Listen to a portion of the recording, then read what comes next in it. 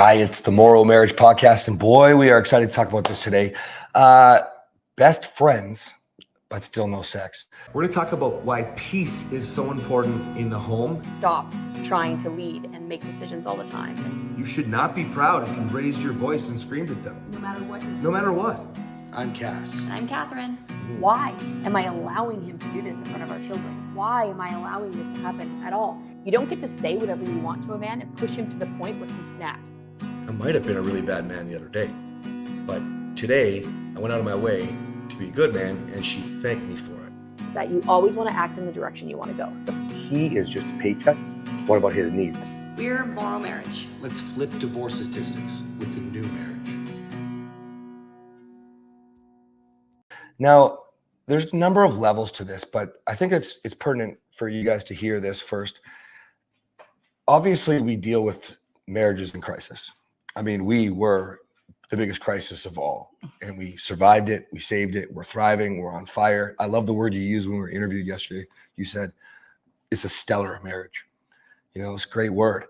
And most people don't get the opportunity to describe their marriage like that, because a lot of the cases, I would say probably about 40 to 45% of the cases that I work with personally with men, we're just great roommates or business partners or best friends, but there's no intimacy. And I think this is a travesty. I think that you don't understand. There's so many different levels and ways we can go with this today. But the reason why I think it's amazing that you use the word stellar is not just because you're brilliant and you have a big vocabulary, but because most people, you look good on paper if you're not in crisis and you're good business partners, or you schedule the kids in life and we get along okay. It's not too awkward. Sure, eggshells, but we're really overall, you think it's good and you're just missing this intimacy. Why can't you use a word like stellar to describe your marriage? It's because you're settling for whatever. People like what you're describing say, our marriage it's good. It's good. I don't know. It's good. That's what they say. It's okay. Everything's fine. They don't say it's amazing. We're on fire. Stellar. I didn't even realize I used that word yesterday, but we do have a stellar marriage. And so when people get into that, it's fine, you're coasting, you guys need to remember that it's good to be good business partners. It's good to be able to co-parent together. And co-parenting doesn't just mean separated parents parenting together. We also co-parent. We are co-captains of the family. Yeah, what a great point. So, and then you're getting along, you're not fighting. That's great. You should be getting along with the whole world. You should be not fighting with the whole world, but your husband or your wife should be one step above.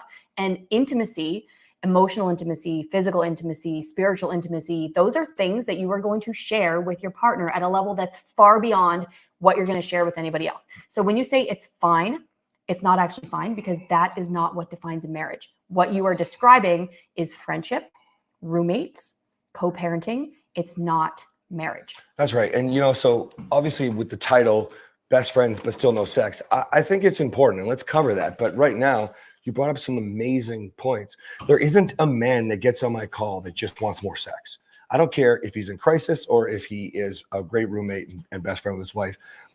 We all want emotional connection when we met. And when the sex was there, you had that deep emotional connection. You just described this emotional intimacy. You described spiritual intimacy. There's all these other levels, guys, that you need to hold yourself and your partner accountable to create. And then the sex comes back, instead of saying, sex kind of goes away. I mean, I get it. This is going on with the hormones, or this is going on with the kids, or, you're feeding your own problems. And those things are all real, but you're using them as excuses. Mm-hmm. They are reasons, but you can have a reason for being late for work. You can have a reason for dropping the kids off late for school. It doesn't mean that you're like, well, my kids just have to be late every day. Okay, we know that there's traffic, but what do you do to circumvent the traffic? You leave earlier. You don't just say, it's fine. No, it's not fine. The sex goes away. Society says the sex goes away. It's not a fairy tale forever, blah, blah, blah. Hormones, all the things that he just said.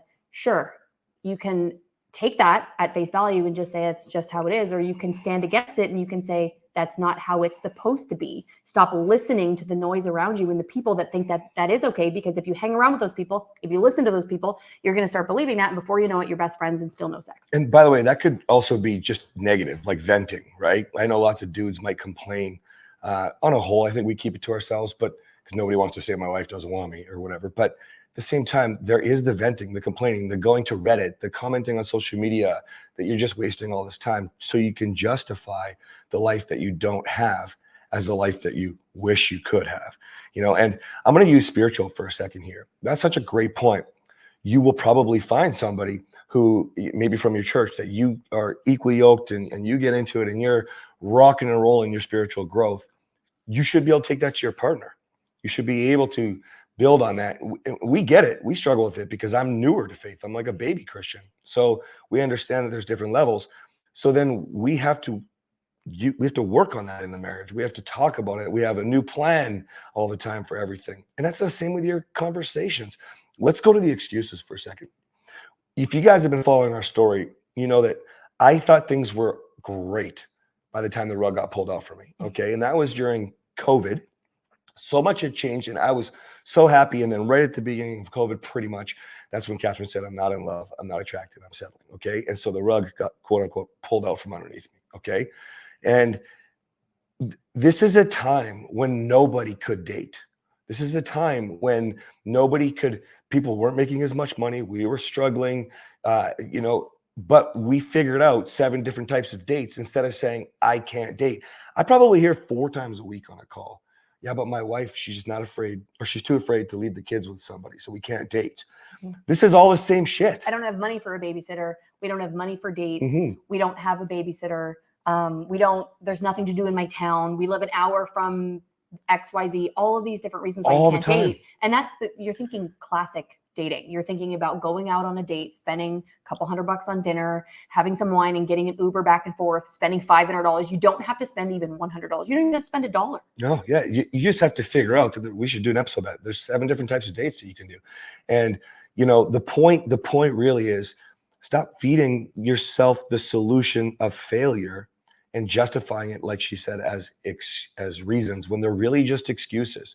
And that's forcing you down into settling for something that you don't want. And by the time you guys start communicating through all these issues, you're so focused on that again, communication instead of conversation, trying to solve the problems and the issues, once again, spiraling into probably worse and worse to eventually there's resentment, contempt, and we're not even friends anymore. So now we're not having sex, we're not friends. We're just getting along, pushing the co-parenting, if we're even lucky in doing that. Or you get the awkwardness, the eggshells, you're filtering yourselves, what you want to say. You don't even know what's real anymore. Pretty soon you are enemies. There's a reason we say that. It's because contempt is the #1 cause for divorce. So you've got to start changing your perspective on this. Yeah, I love that you just said that, honey, because what he just described is the downward spiral. So maybe you're not in crisis like we were, and like a lot of the couples that we work with are in. And I think it's safe to say, I would say 95% of the women that come into my program are in crisis. I don't get a lot of the, oh, it's fine. Mm-hmm. I'm married to a narcissist. He's abusive, emotionally abusive. Go back and listen to our other episodes if you want to hear about physical abuse and my take on that.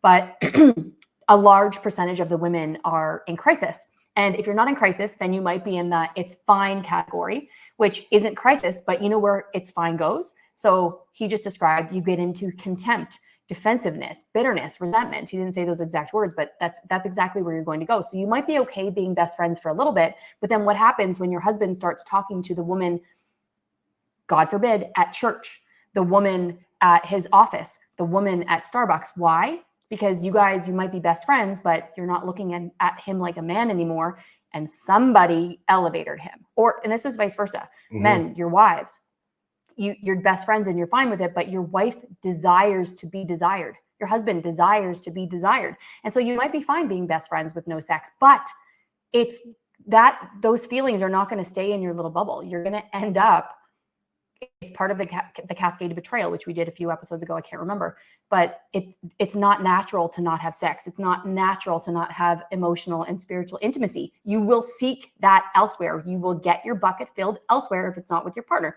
So the best friends with still no sex is a very short blip in time. Maybe it's 3 years and you're married for 30. I don't know, but it's a very small percentage. It's going to lead to crisis. It could lead to affair. It could lead to other types of betrayal. It could lead to deception. It certainly will lead to feelings of bitterness, contempt, resentment, all of those things. Yeah. And if you want to recognize where you're at right now, think about it like this. How insecure are you when she's putting on a certain pair of underwear? How insecure, if you're looking at your partner, are you feeling? How much anxiety do you get if they're scrolling on their phone or they won't look up from their phone? Okay, you start to look at all that. That's the negative feelings, the emotions that are going to start to cause you to want to protect yourself. That's what defensiveness is.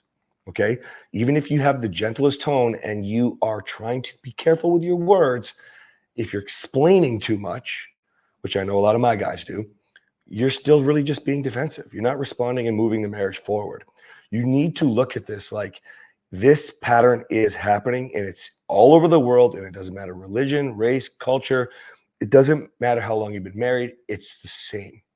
So you need to start recognizing, no, that is something. You can hug your best friend. You can high five your best friend. You give your kids a kiss. You do all these things. So why in the world wouldn't you have the one person in your life that would take all of these extra benefits and share them with you, and vice versa, right? Mm-hmm. I want to end with a story. Please. Can I do that? Yeah. Okay. So he mentions this a lot. And if you're lost on this whole underwear thing, I'm going to clarify it for you. So he says you're feeling insecure about the underwear that your wife is putting on.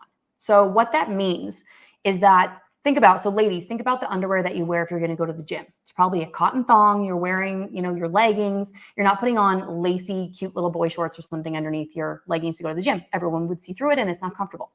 But maybe when you know that you're going to make a move on your husband, or you know that it's scheduled date night, maybe you wear your cute little lacy boy shorts. The sexy ones. The sexy ones. Mm-hmm. And the cotton thongs can be sexy too, but you know what I mean? You know what I'm trying to say? So the whole, why is she wearing those underwear? So this comes from personal experience, I'm assuming. We never really had a lot of conversations about underwear, but I want to share a story with you. So yesterday, it's a funny story, I think. I didn't work out on 2 days ago. And so the leggings that I wore for the afternoon 2 days ago, I left them on my bathroom floor. I didn't sweat in them. The kids didn't get snot on them. There was no dog pee or anything anywhere, which, by the way, like, all of these things are real problems in our house. So when I woke up in the morning and I was going to go to my workout, I was just going to get all sweaty. The leggings that I wore from the day before, I put them on.